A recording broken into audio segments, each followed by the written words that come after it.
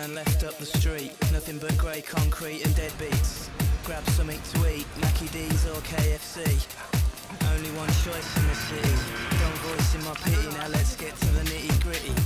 Tune reminds me of my first D, like unique, still 16 and feeling horny. Point to the sky, feel free. See a people all equal, smiles in front and behind me. Swim in a deep blue sea, cornfields sway lazily. This is episode 15 of Paris to Paris, a journey that began in the north of France, going more than halfway down Italy and back. And at this point, I'm guessing it's day 25 of my 30-day trip, and that comes with the confession that having experienced so much warmth and hospitality in the quaint little town of Modena, being in Rome, a big city, was suddenly a bit disconcerting, and not knowing anyone, going past so many faces that didn't acknowledge you, and yes, another key thing, not having much money in my pocket. Not to mention the overwhelming sense of history that you get in the city of Rome and the sheer scale of its monuments. And if that sounds like I'm complaining, I also had the heat wave and the weight of my equipment to contend with. All of this made Rome even more overwhelming. But having told you about all these little frustrations that I had, I don't want to take away from the fact that I am absolutely in love with Rome. I mean, this is the city that I was so curious about right from the beginning. I always thought it would be more interesting than Paris. I always wanted to begin my series here. But I'm glad that it wasn't the beginning, but the culmination.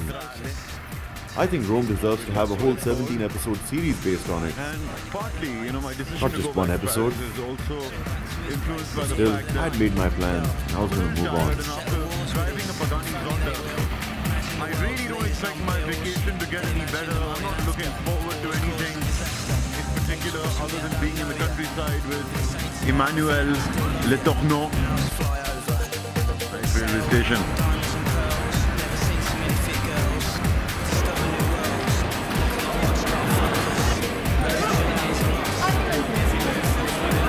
See, all foreigners. That's another reason why I'm leaving Rome. Barcelona?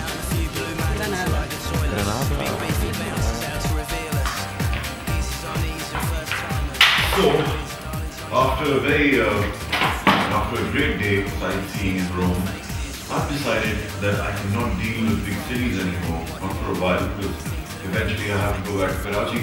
So I've decided that because I'm tired, I'm going to get in touch with, in fact I did get in touch with Emmanuel Le Tourneau in France, and because the weather's very hot in Rome right now, going through a heat wave, I've decided to go back to France, because my flight is on the 5th, that's 5 more days ahead, and Le Tourneau has moved to a village 50 kilometers from Paris where the weather is great, and it's a place that he's bought recently, so he's still in the process of fixing it up. So I'm going to go and join him there in the countryside, because after Modena, coming to Rome was a bit harsh, a bit rough, And while I can, I'd like to enjoy the country life, and I think I'm going to go join him. But if I know anything about the way things work out in my life, I should have known that relief was right around the corner. Having decided that I was going to give Rome one more day before I turned back all the way to Paris. Meet my new friends. But just look how Introduce yourself. I'm Cara Geibel. Sienna from Montana. They're both from Montana, the sisters. Okay, we grew up on 20 acres, and the middle was surrounded by 60 acres of state land. So we have a freshwater stream running straight through our land. You can drink right from it. Cut your hands up. Cut your hands up, drink straight from the stream. And we grew up without electricity until we were 12. But it was the life. We were rich. It was the spirit. So how did you manage without electricity? What kind of a life did you have? You didn't have TV, obviously. More family oriented. I mean, we were just so much more close there, Yeah. Well, we did have electricity, so don't get me wrong. We had a generator. We had hydroelectric power coming from our stream. And ran. I remember clear as day. But then we got back in the truck. We got back in the truck, all 4 of us, yeah.